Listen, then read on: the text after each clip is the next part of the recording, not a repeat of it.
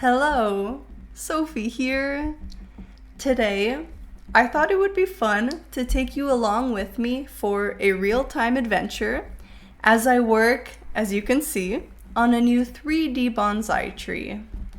Yes, another bonsai tree. This is actually going to be for a follow-up to my beginner tutorial.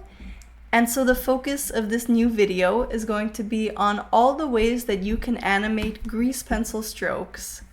From modifiers to effects to sculpt tools to even a bit of geometry nodes. So I'm really excited for that.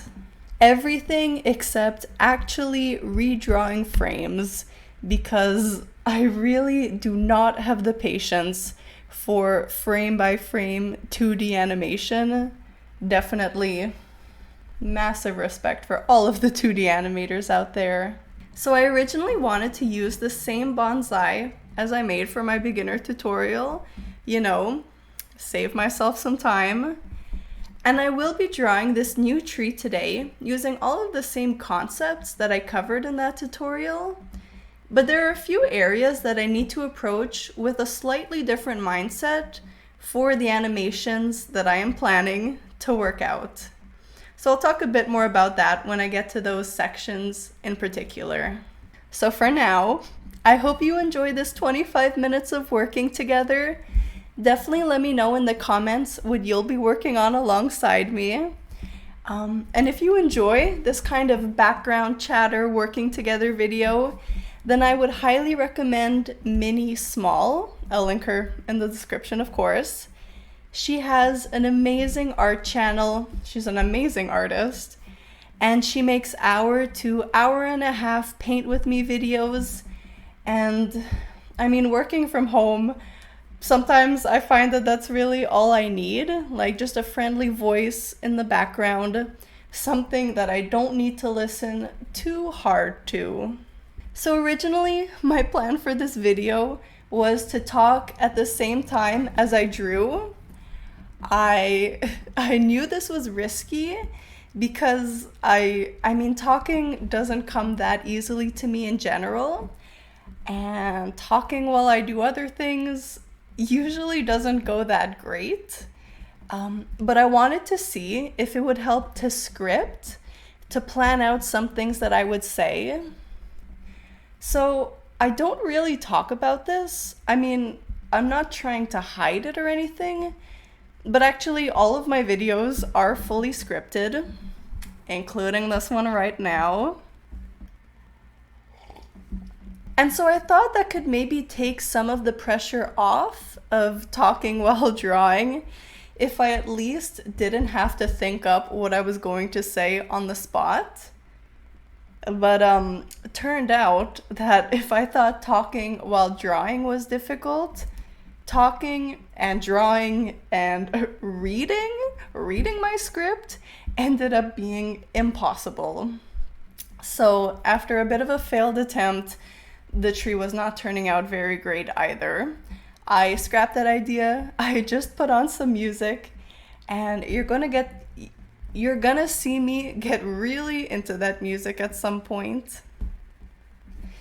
So I thought it would be fun to alternate between my current talking head and past me drawing because, I guess the face recording isn't essential.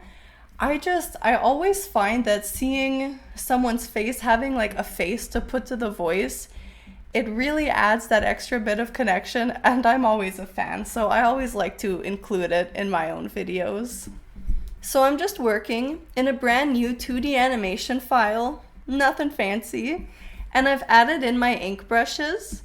I still really love them, and by the way, I'll link them down below if you haven't downloaded them yet. And as you can see, I'm using my blobby brush for the branches and the trunk and the roots. So the basic premise of this new tutorial is that we're going to be animating this bonsai tree to go through all of the seasons and in a way go through a life cycle, kind of.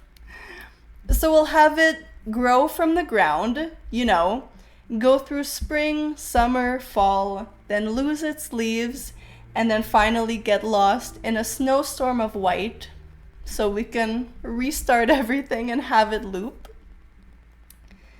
So obviously, a tree grows over many seasons, and it most definitely wouldn't get to be this size in a year, although it's still a pretty small tree, tiny but mighty.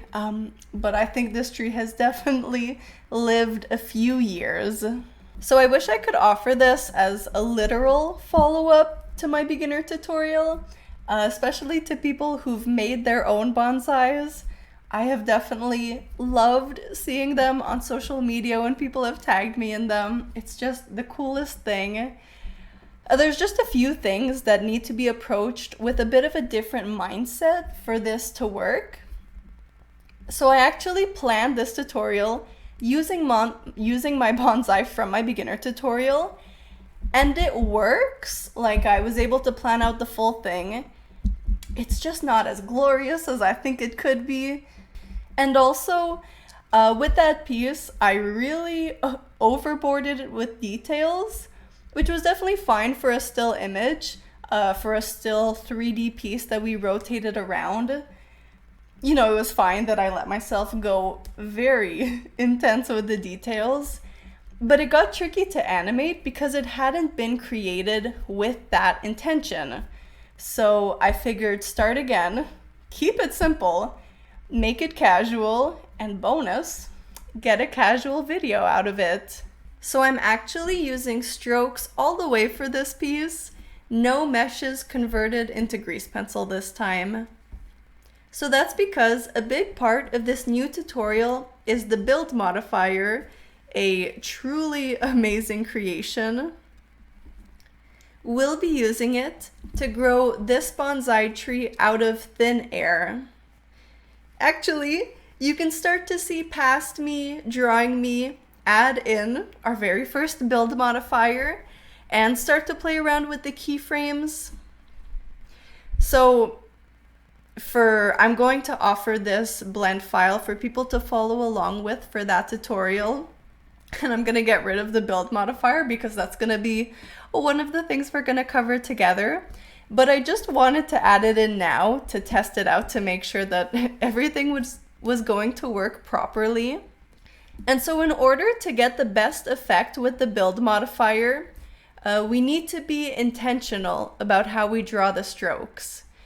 And so I was really trying to think about that as I drew the trunk first, and then I thickened it up, and then I started drawing the branches on a separate layer and also the roots. And so I mentioned that I'm drawing them on separate layers, and that's because I want to be able to stagger their start time. So I want the trunk to grow first, followed by the roots, the branches, the flowers, the leaves. We haven't gotten to that part yet, but I'm going to cover that in the tutorial, of course. But with having them be on different layers, we can stagger them and dance break and just use the same build modifier without needing to duplicate it. So far, in my plans for this tutorial, there are 6 different modifiers that we'll be looking at specifically. Of course, I think there would be ways to animate all of them. It's just these are the ones that I thought we could get the coolest effects with, and I thought would be the most relevant for most grease pencil projects. And build is really the only finicky one. The only one that really depends not just on what order you draw the strokes in, but also what direction that you draw the strokes in. And so that's why I really hesitate to have people use their own bonsai trees that they've made if they didn't have this kind of thing in mind while they were working on it, which is totally, it makes sense because it's not something that I mentioned at all throughout that tutorial. So I'm currently drawing with stroke placement set to stroke and drawing plane at front. So this was actually an accident. Normally when I draw with stroke placement at stroke, I make the drawing plane view so that I could just rotate around the strokes freely. So I realized this halfway throughout, but it didn't seem to be affecting the 3D drawing too much. And so just to test out what would happen if I kept the drawing plane at front, I didn't change it. And I mean, I'm happy enough with the results. There were definitely some angles where the strokes ended up being drawn quite weirdly. But no, worked out perfectly fine. And if you're curious, this approach is covered in section 3 of my beginner tutorial. And so I'm alternating between stroke placement at strokes with the target at first point. This is to add branches and roots and new limbs to my tree. And also the target at all points, which is used to thicken existing limbs.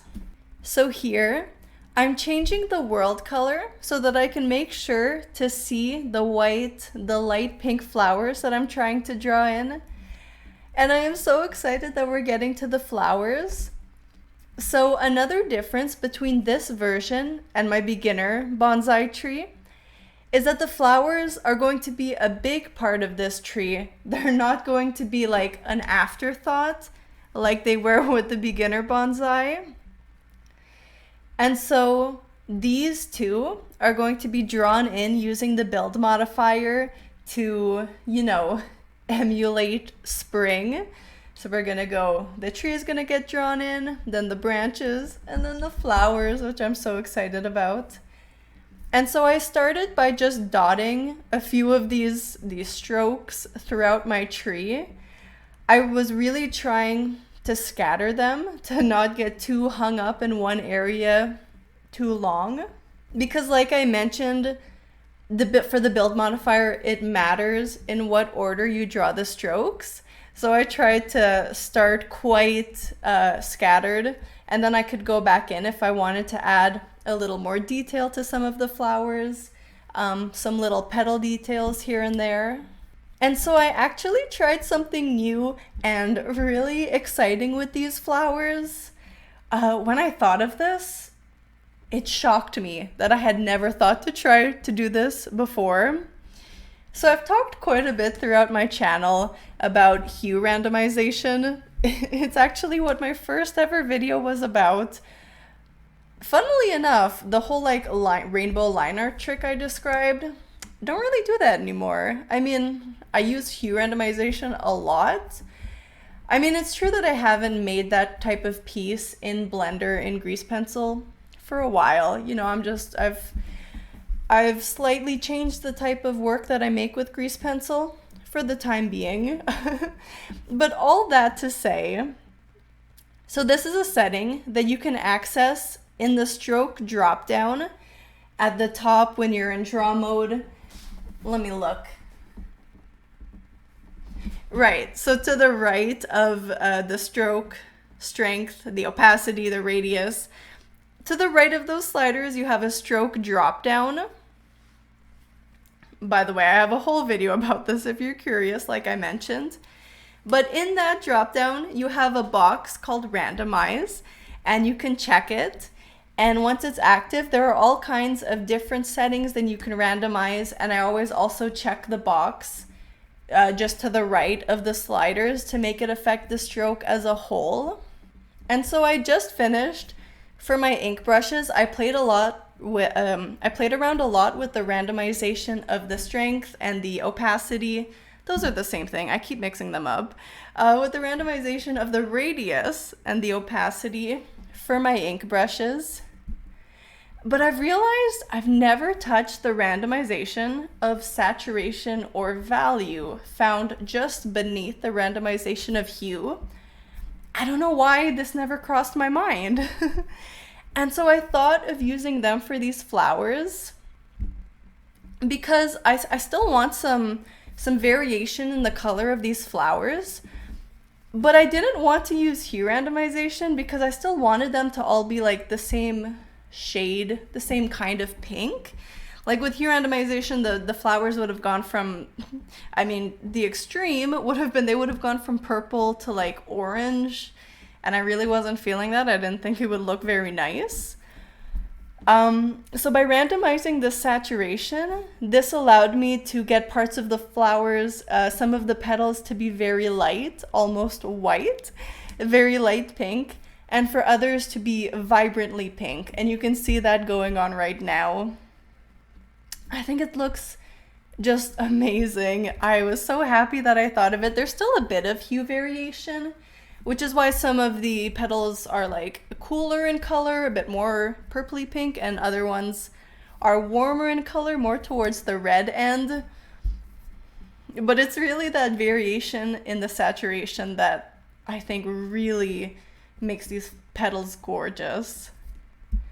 And for this, I'm using my old gel pen, also included in my brush pack.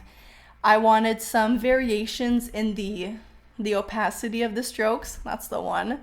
And so I just thought this brush would make for very cute looking gel pen flowers. I really like that idea.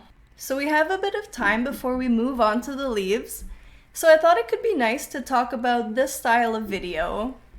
So my first real-time experiment was for the bonus version of my beginner tutorial. It's a 2.5-hour version where nothing is sped up. It's all like this, just me working on something cool in real time. But for that video, I didn't necessarily try to fill all the silences and definitely not talk while I was drawing. But I still think it makes for a really nice video to follow along with, to have something nice in the background. But like I explained at the start of that video, and as you've definitely noticed by now, there's no background music, which I'll acknowledge it's a choice. So I really believe in making the kind of content that you yourself enjoy watching, enjoy consuming. And that idea is definitely driving this video. So I personally don't enjoy speed paints. I find them overwhelming to watch. And on top of that, if there's a lot of zooming in and out or rotating around the canvas or, heaven forbid, flipping the canvas, I physically can't watch it. It's really not for me. And so I would much rather share this real-time footage with you that you can look up and watch a bit here and there, but also do your own thing in the meantime. So I really like these kinds of videos, having them on in the background when I do things like making lunch. And I always really like ending my workday with a little casual live stream in the background for the last hour or two of my day. It's just such a nice way to end my day with a little bit of company. And so, yeah, so the same idea goes for the music. Well, to say I don't enjoy chill background music is an understatement. But yeah, it's just not my cup of tea. And so I didn't want to add some to this video, because that wouldn't be a video that I personally would enjoy watching. I do really like ambient noises, the sounds of working. There's actually this one website that I really like. I can link it down below just for fun. It's I have it playing a lot of the time, like different ambient soundscapes. And so I really did want to capture that while I was working. I did think that was going to be a nice benefit of talking while I was drawing, is I would also get to capture my working sounds. But in the end, I muted myself because I was just jamming out to music and dancing and singing. And honestly, I'm glad I did it that way. I think I needed it. Yeah, I'm still just figuring all of this out, and that's okay. So there's not too much to say for the leaves. There's not that much that I'm doing differently.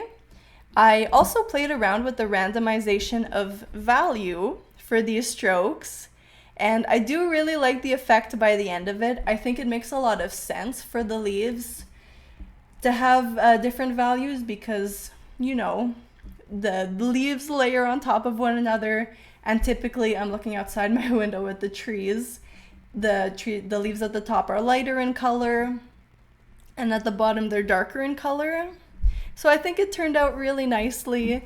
But other than that, I'm still using stroke placement at stroke, and I have them drawn over 2 layers so that I can stagger the growth of these using the build modifier. So another difference with this bonsai tree painting as compared to my beginner tutorial is that there's no moss ball this time. So I'm not gonna lie, all of a sudden I looked at it and kind of hated the moss ball. I mean, okay, that's not fair. I've gotten a few comments saying that it reminds people of The Little Prince, Le Petit Prince, and the little planets throughout that story, and I couldn't agree more. That's been one of my favorite comments to get. I love that book. And so, of course, for that reason, I have to love the moss ball. It's a really cool look for sure. But in that case, I almost wish I'd played up that idea, had the tree growing from an impossible angle, and have stuff sprouting from all around it, as if it were really a tiny planet. For the tutorial piece, I really tried to confine the growth to the top half of the moss ball. But anyways, the sphere was just in the tutorial to show drawing with stroke placement at surface, and so it's not needed for this tutorial, and so I'm leaving that behind. But still keeping the gnarly tree roots because those are one of my favorite things to draw. So something that I think about sometimes, a question that I would have a hard time answering is the practical approach to what I do with grease pencil. So like in terms of making assets for games, I say that as if I know how making games works and making assets works. But I guess I mean like in terms of using these creations in bigger projects, I don't really see that. And I mean, that's okay. That's definitely okay.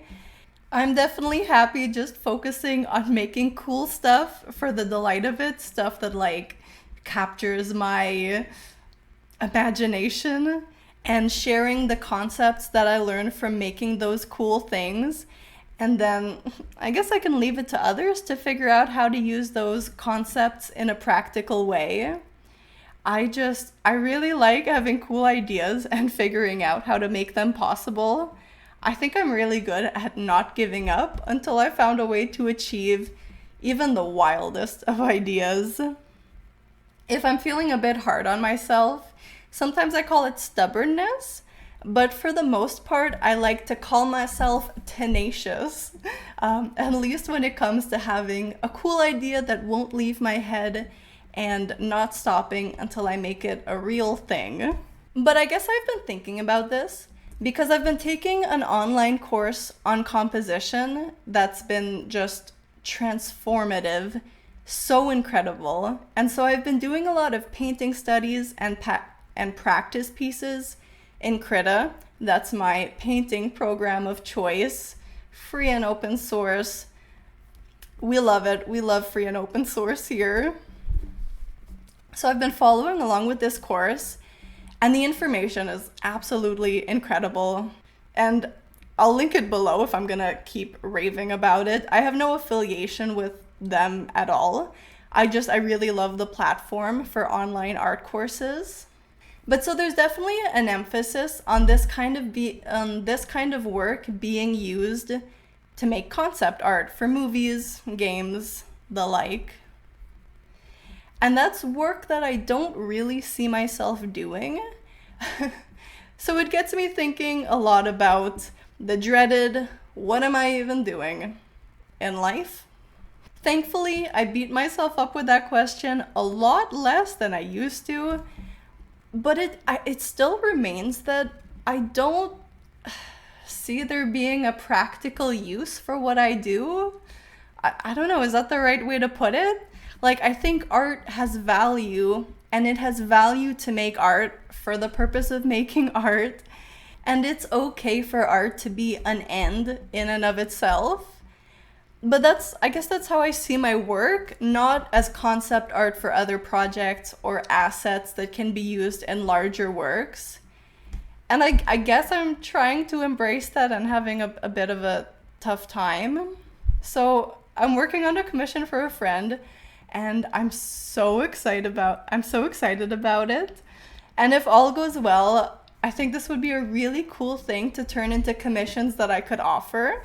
So the idea, and all credit goes to her, my goodness, I don't know that I would have thought about this if she hadn't suggested it, but it's perfect. It's pet commissions done in the style of a field guide page. So I love doing field guide pages and I miss them so much. And so I get to make a field guide page about her beautiful cat with details specific to her, and we're even gonna come up with like a fake scientific name based on her cat's name. And after that, I'll do one for my own dog so that I could have, multiple examples to show if I do want to offer them as commissions. And I guess maybe what I've been talking about just now, this question of end product, has also been weighing on me, because I don't know how to make printed versions of my pieces, my 3D pieces. I mean, I have ideas. I know there are things that are possible. I don't really want to spend hours on making a 3D print. But I have some ideas that might be in the works eventually. And so I guess what I'm trying to say is, I don't know what I would be doing with grease pencil if I weren't making brushes and tutorials and videos, and amazingly, and I am so grateful for this, starting to generate a bit of income from these things, largely from people just leaving tips. My goodness, people are so generous. Thank you. If your ears are burning and I'm describing you, thank you so much. Thank you to everyone who's given me any financial support at all. That's been incredible. And I guess there's this feeling of I wouldn't know what to suggest to people who follow my tutorials, of where they can take the knowledge, how they can use it in a practical sense. But I mean, people come up with brilliant stuff. So many people are using grease pencil in ways that blow me away. I probably shouldn't worry about it. Literally, no one has asked me this. My overthinking brain is just doing what it will, doing what it does. And now I've been talking about it for 10 minutes. Sorry. But I hope that sharing concepts like I do helps. I mean, I know people will make amazing stuff beyond what I can dream of with these concepts. I guess I just feel so grateful seeing my channel grow and at people's generosity and wanting to support what I do. I don't know, it makes this feel so possible. Like, I've been a human trying to make art online and getting paid for it for almost 5 years now. I wiped a lot of old stuff and old accounts, so you can't. It may not be obvious if you scroll to the start of my current social media accounts, but it has been a journey of many years. Ooh, I like that, a journey of many years. And this is the first time that it feels possible, that it really feels like I'm onto something. And I feel so grateful to have gotten into grease pencil and gotten into video making when I did. I mean, I'm still so new, but I feel like it's such a perfect time. There's such a demand, and the area, the niche is definitely not oversaturated. And I didn't really see anyone making stuff with grease pencil quite in the way that I envisioned using it. And so I feel so grateful to get to make brushes and tutorials and stuff like this. But I don't know, I guess I do need to remember that I'm saying all of this, with my brain, with my experiences. And maybe people watching my videos don't want to do any of this, don't want to make videos or tutorials or brushes. Oh man, does this all come down to me feeling guilty for how lucky I feel? Blah. I don't know. Anyways, I'll be wrapping this up. We're getting to the end of my footage. Thank you so much for watching. If you want to share what you worked on during this time, heck yeah, I would love to see that. I hope this was a fun time, relaxing. I hope you got some good creativity or productivity or even just chilling in during this time. I hope this was fun to listen to. If not, I hope that I have been a nice, kind voice in the background. I'm definitely excited to be, this is the first video of this kind on my channel, and I'm excited for this experiment. To be honest, I don't see myself ever live streaming. I just don't want to. But this is definitely a kind of video I may want to explore more of, so if you enjoyed it, please let me know. That would mean so much. Thumbs up and subscribe and all that good stuff. Click on a bell if you're feeling a little fancy. Thank you so much for being here. I will see you very soon. Actually, the next time I see you will be with a new tutorial, so stay tuned for that. Take care. Bye.